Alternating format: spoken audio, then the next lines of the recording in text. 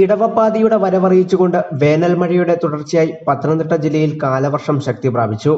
ശക്തമായ മഴയ്ക്ക് സാധ്യതയുള്ളതിനാൽ ജില്ലയിൽ ഓറഞ്ച് അലർട്ടാണ് ജില്ലാ ഭരണകൂടം നൽകിയിട്ടുള്ളത്. മേഘവിസ്ഫോടനം പോലെയുള്ള കുംഭാരവർഷമാണ് ജില്ലയിൽ പ്രതീക്ഷിക്കുന്നത് എന്ന് കാലാവസ്ഥാ വകുപ്പ് മുന്നറിയിപ്പ് നൽകിയിട്ടുണ്ട്. ഇതിന്റെ പശ്ചാത്തലത്തിൽ അതിതീവ്ര മഴ അപകടങ്ങൾ സൃഷ്ടിക്കുന്നതിനാൽ മുൻകരുതൽ നടപടിയുടെ ഭാഗമായി മുന്നറിയിപ്പും അധികൃതർ നൽകി കഴിഞ്ഞു. അപകടകരമായ വിധത്തിലുള്ള മരച്ചില്ലകൾ വെട്ടിമാറ്റുക, ഗവി ഉൾപ്പെടെയുള്ള മലയോര മേഖലകളിലേക്ക് രാത്രിയാത്ര നിരോധിക്കുക തുടങ്ങി മുന്നൊരുക്കങ്ങൾ നടത്തിയിട്ടുണ്ട്.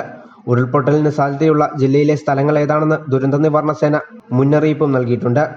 മാർച്ച് 1 മുതൽ കഴിഞ്ഞ ദിവസം വരെ ജില്ലയിൽ 676.7 മില്ലിമീറ്റർ മഴ ലഭിച്ചിട്ടുണ്ട്.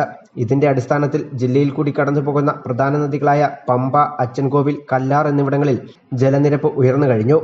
നഗരപ്രദേശങ്ങളിലും പൊതുവെ അപ്പർ കുട്ടനാട് ഉൾപ്പെടെയുള്ള താഴ്ന്ന പ്രദേശങ്ങളിലും വെള്ളക്കെട്ടും രൂപപ്പെട്ടിട്ടുണ്ട്. ഈ മേഖലയിലെ ജനങ്ങളെ ഇത് ദുരിതത്തിലാക്കിയിരിക്കുകയാണ്. ജില്ലയിൽ അടൂർ, പന്തളം, പന്നിവിഴ എന്നീ സ്ഥലങ്ങളിൽ ഉയരുന്ന ജലനിരപ്പ് അപകടത്തിനും കാരണമായിട്ടുണ്ട്. ജില്ലയിൽ തിരുവല്ല നിയോജക മണ്ഡലത്തിൽ 2 ദുരിതാശ്വാസ ക്യാമ്പുകളും ആരംഭിച്ചു കഴിഞ്ഞു. News bureau, Pathanamthitta.